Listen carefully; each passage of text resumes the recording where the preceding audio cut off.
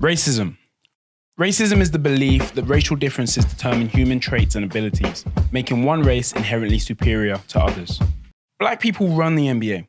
70% of the players in the league are black, which makes every non-black player the minority. But that's when we are only talking about the players. When it comes to the executives and owners, just 7% of NBA team presidents are black. That being said, overt racism does not exist in the league. It's frowned upon, and that's something that the NBA have openly been against. Plus, racists will always get sussed out and end up out of the league. However, I'm here to tell you the story of how one man slipped through the cracks. A racist man who owned an NBA team for 23 years. Hi, my name is Rotimi. I love basketball. I love to talk basketball, and I hope one day you can share that same love for basketball as I.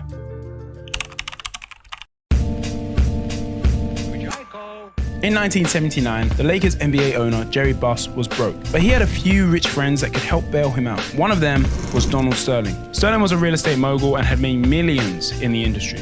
He would buy a block of apartments for $2.7 million of Jerry Buss, bailing him out. This would help clear his balance sheet and give him full ownership of the Los Angeles Lakers. Buss and Sterling would remain friends. Jerry Buss had seen a lot of success in his first year of ownership.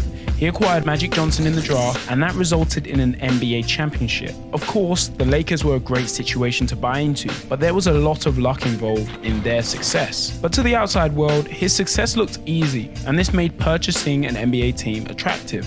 And 2 years later, Sterling would make his own move to acquire a team. Donald Sterling purchased the San Diego Clippers in 1981. Though the team struggled on the court, Sterling's wealth and real estate promised to provide some stability. However, there had already been some allegations of discrimination in his properties, but this was undocumented by the NBA and no one ever picked it up. But it wasn't too soon after a first red flag would appear for the NBA. The Clippers sucked and the team was a shambles, but Sterling didn't care. In 1982, he openly declared he didn't care if the Clippers came last because he thought it was a good idea if they were going to get Ralph Sampson as the projected #1 pick at that time. After this statement, the league decided that they were going to investigate, and they fined him $10,000. But they also found out he was struggling to keep the team afloat. So the league decided they were going to force him out. But somehow he managed to escape. And even though he got his first warning, it never stopped him from doing whatever he wanted.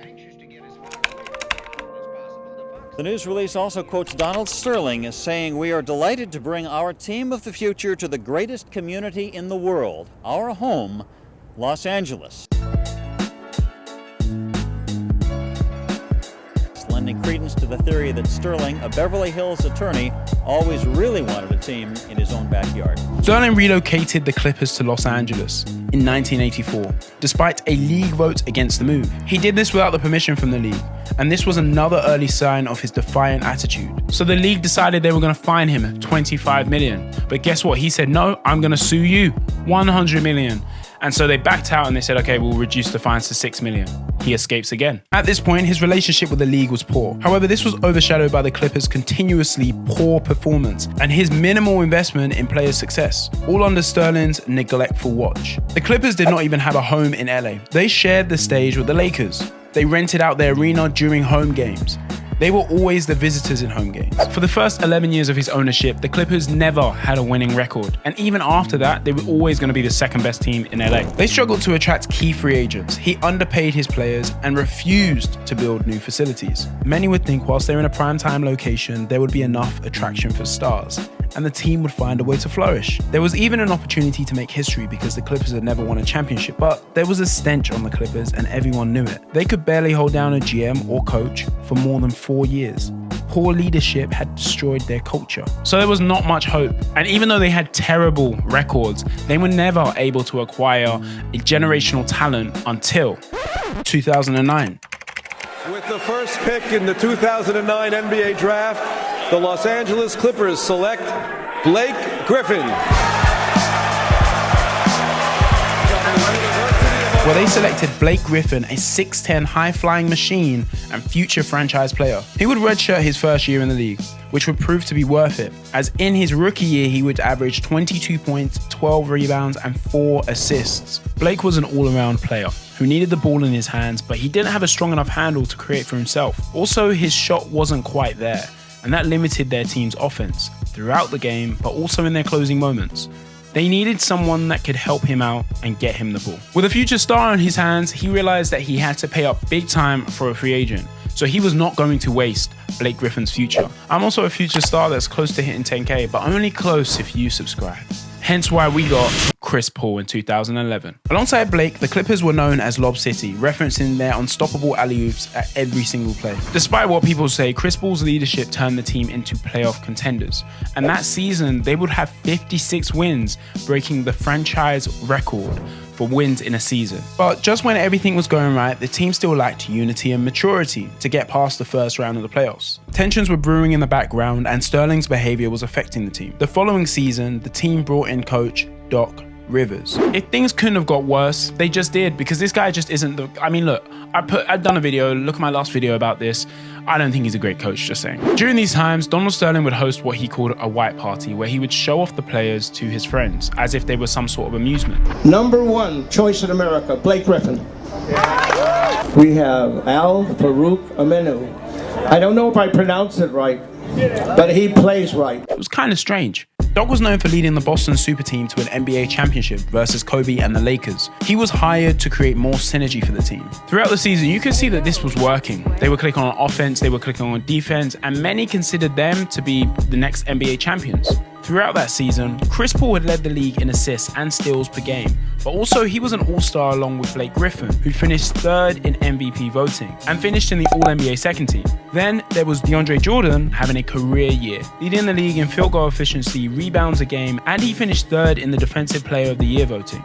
DeAndre Jordan, CP3, and Blake were a menacing big three, but their true wildcard was a 33-year-old Jamal Crawford, who became the oldest player to win 6th Man of the Year. This season, they would set another win record for the franchise at 57 games.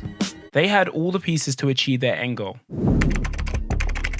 In April 2014, during the NBA playoffs, Sterling's racist views were laid bare when an audio recording was leaked.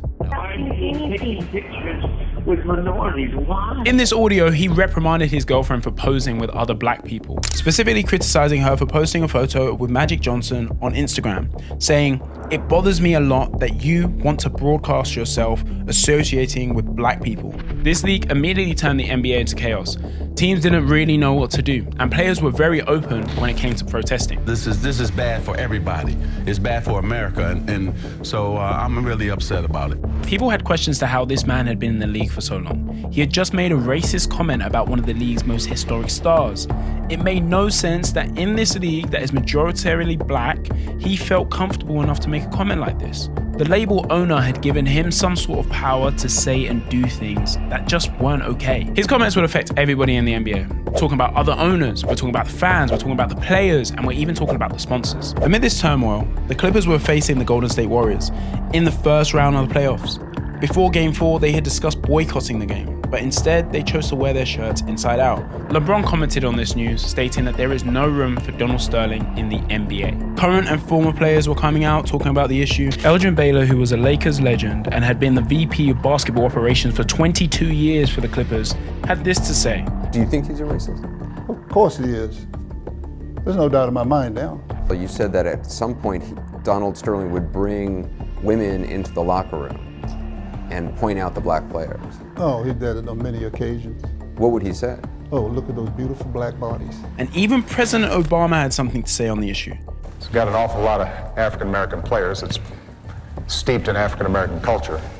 And I suspect that the NBA is going to be deeply concerned in resolving this. Even though the Clippers went on to win that series, the unknown of their future was a distraction, which resulted in them getting bounced in the second round. The backlash was swift. NBA Commissioner Adam Silver banned Sterling for life on the 29th of April in 2014. I never dreamt that this could happen. It's a terrible, terrible nightmare. And the Oscar goes to... And fined him $2.5 million and urged other NBA owners to force a sale of the team. This highlights the NBA's commitment to social justice. They weren't going to let that slide, especially when black people make the money for the league. Soon after, players started to come out and talk about their experiences with Donald Sterling. How he would let friends into the locker room after games and they would stare at the players like it was some sort of human zoo, and he would parade them around like they were some sort of amusement. These actions started to paint a picture deeply problematic of an owner, one that was out of touch with ethical expectations in the modern sports world. Under immense pressure, Sterling was forced to sell the team, and he sold it to Steve Ballmer for $2 billion in August 2014. This was a transaction that was orchestrated by his wife Shelley after doctors declared him mentally incapacitated. Even though the Donald Sterling case took place over 10 years ago, it's still a reminder that racism exists in sport and beyond. But on a lighter note, the new owner, Steve Ballmer, has been the best thing to happen to the Clippers. For the first time since 1984, the Clippers' identity has been separated from the Los Angeles Lakers. They have their own arena worth $2 billion and is fully kitted out with a bunch of tech. The Clippers has now become a place for free agents to want to go because of their location and potential to bring them their first championship. All it took was to get rid of 33 years of ownership by a racist. Thank you very much for getting to the end of this video. If you did enjoy it, please leave a like. If you learned something new for the first time, also subscribe because there's many more new things for you to learn here. But until next time.